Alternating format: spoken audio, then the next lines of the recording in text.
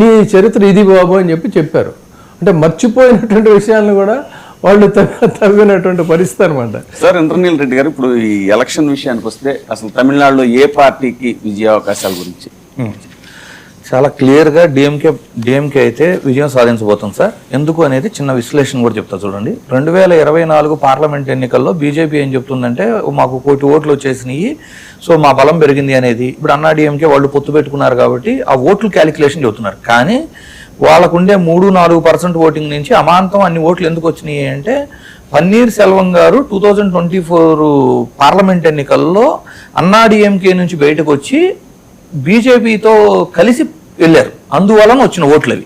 ఇప్పుడు అదే పన్నీర్ సెల్వం గారు డిఎంకేలోకి వచ్చి జాయిన్ అయ్యారు. మరొకటి ఏంటి, మీకు అన్నా డిఎంకేకి 2024లో ఏ ఓట్లు అయితే వచ్చినాయో అందులో విజయకాంత్ గారి పార్టీ కూడా కీలకమైన పాత్ర పోషించింది. ఆ విజయకాంత్ గారి పార్టీ కూడా ఇప్పుడు డిఎంకేలో జాయిన్ అయింది.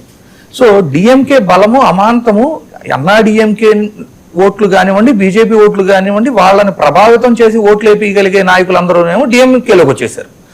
ఇంకోటి ఏమవుతుంది, ఇప్పుడు విజయ్ పార్టీ పెట్టారు. ఇప్పుడు విజయ్ పార్టీ గురించి అందరూ ఏమంటున్నారు, 15% చీలుస్తారు, 15% చీల్చడం వల్ల డిఎంకేకి ఏదో నష్టం జరిగిపోయింది అని అందరూ భయపడుతున్నారు. ఎస్పెషల్లీ ఏం చెబుతున్నారు, మైనారిటీ ఓట్స్, దళితుల ఓట్లు అనేవి గంప కొత్తగా డిఎంకేకి పడేవి, ఈసారి వాటిల్లో చీలిక వచ్చే పరిస్థితి ఉంది అంటున్నారు. కానీ విజయ్ గారు పెట్టిన పార్టీ మొదటి రోజే ఆయన ఏం ప్రసంగించారు, ఇప్పటికీ అదే స్టాండ్ మీద ఉంటారు. మా బద్ధ విరోధిగా, శత్రువుగా మేము డిఎంకేని చూస్తున్నాము, అలాగే సిద్ధాంతపరమైన శత్రువుగా బీజేపీని చూస్తున్నాము అని చెప్పారు. సో ఎప్పుడైతే డిఎంకేని మేము శత్రువుగా చూస్తున్నాం అన్న తర్వాత డిఎంకే ఓటు చీలి వచ్చే పరిస్థితులు ఉండవు. ఏ ఓట్లు చీలుతాయి, డిఎంకేకి ఆపోజిట్ అంటే డిఎంకే భావజాలాన్ని ఇష్టపడని ఓటర్లలో చీలిక వస్తుంది. అంటే అన్నా డిఎంకేకి ఓట్లు వేసే వాళ్ళ ఓట్లలో చీలిక వచ్చే పరిస్థితి ఎక్కువగా ఉంటుంది. రెండోది ఏంటి, మీకు విజయ్ అభిమాన సంఘాలు ఎక్కువగా ఉండేది అర్బన్ ప్రాంతాలు, మదురై అవ్వచ్చు, మీకు కోయంబత్తూరు అవ్వచ్చు, చెన్నై నగరం అవ్వచ్చు, వీటిల్లో అభిమాన సంఘాలు ఎక్కువగా ఉన్నాయి. సో అర్బన్ ఓట్లలో కూడా ఎక్కువ మీకు అన్నా డిఎంకే మద్దతుదారులు ఎక్కువ ఉంటారు. రెండోది ఏంటి, యూత్ ఓట్స్ అంటే యువకులు. ఇందాల ఆయన కూడా చెప్పారు, ఇప్పుడు తమిళనాడు నుంచి జాయిన్ అయిన ప్యానలిస్టు ఏం చెబుతున్నారు, యూత్ ఓట్లు ఎక్కువ అట్రాక్ట్ అవుతాయి, యూత్ వాళ్ళ ఫ్యామిలీలో ఓట్లు కూడా వేయించే పరిస్థితి కనపడుతుంది విజయ్కి అని. ఆ యూత్ ఓటు కూడా ఎప్పుడు ఎలా ఉంటుందంటే ఆబ్వియస్లీ యాంటీ గవర్నమెంట్ స్టేజ్లోనే ఉంటారు యూత్, జాబులు ఇంకా రాకపోవటం వల్ల, రకరకాల కారణాల వల్ల.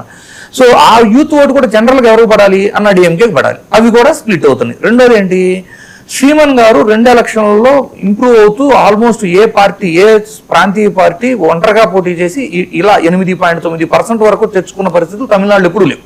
అలాంటిది శ్రీమన్ గారు 34 లక్షల ఓట్లు 2024 పార్లమెంట్ ఎన్నికల్లో కూడా తెచ్చుకున్నారు. అంటే బలహీన వర్గాలకే కాకుండా ఈసారి అంటే వీకర్ సెక్షన్స్కే కాకుండా వీళ్ళు ఈసారి బ్రాహ్మణులకు కూడా టికెట్లు ఇచ్చే ఆలోచన చేశారు. సో అతను ఒక ప్రోగ్రెసివ్ స్టెప్ తీసుకున్నా కూడా అంటే డిఎంకే వద్దు, అన్నా డిఎంకే వద్దు, మనకు థర్డ్ పార్టీ కావాలి అనే ఆలోచన ఉన్న వాళ్ళు సీమన్ ఎలా వెళ్ళారో ఆ సీమన్ ఓట్లలో కూడా కొంచెం విజయ్కి ట్రాన్స్ఫర్ అయ్యే పరిస్థితి కనబడుతుంది. సో ఇక్కడ ఏంటంటే డిఎంకే ఓట్లు కొంత, అన్నా డిఎంకే ఓట్లు కొంత అండ్ సీమన్ ఓట్లు కొంత, ఇవన్నీ కలుపుకుంటేనే విజయ్ గారికి వచ్చే ఆ 12 నుంచి 15% ఓటింగ్ ఉంది. సో కానీ డిఎంకే బలం ఏమో 2024 ఎలక్షన్స్తో కంపేర్ చేస్తే పెరిగిందని చెబుతాను నేను. ఎందుకంటే పన్నీర్ సెల్వం గారు కానివ్వండి, విజయకాంత్ గారు కానివ్వండి, వాళ్ళ ఓట్లు అదనపు బలంగా యాడ్ అయినాయి. ఇంకొకటి అందరూ గుర్తుంచుకోవాల్సింది ఏంటంటే సార్, ఏదైనా ఒక రాష్ట్రంలో ఎన్నికలు జరుగుతున్నప్పుడు 2 ఓట్లు ఉంటాయి సార్. ఒకటి ప్రభుత్వ అనుకూల ఓటు, ప్రభుత్వ వ్యతిరేక ఓటు. అంటే ఈ ప్రభుత్వం పనితీరు బాగుంది అనుకున్నప్పుడు అనుకూల ఓటుగా పడుతుంది, ఈ ప్రభుత్వ తీరు బాగోలేదు అనుకున్నప్పుడు వ్యతిరేక ఓటుగా పడుతుంది. సో డిఎంకే ఓటు అనేది పర్మనెంట్గా అంటే ప్రభుత్వం అనుకూలంగా అనుకున్న ఓట్లు అలాగే ఉంటాయి స్థిరంగా. కానీ ఇలా మల్టిపుల్ పార్టీస్ ఎప్పుడైతే పోటీ చేస్తున్నాయో అది ఎప్పుడైనా కూడా ప్రభుత్వ వ్యతిరేక ఓటులోనే చీలిక ఎక్కువ ఉంటుంది. అది ఆబ్వియస్లీ డిఎంకే కలిసి వచ్చాయి సార్. అలాగే మీరు ఇందాక డిస్కషన్ లో డీలిమిటేషన్ తర్వాత స్టాలిన్ హీరో ఇప్పుడు డీలిమిటేషన్ లో ఎప్పుడైతే అక్కడ బిల్లు వీగిపోయిందో ఆ రోజునే తమిళనాడు తీర్పు అనేది వచ్చేసినట్టుగా మనం భావించాలి. చాలా he played a very heroic role.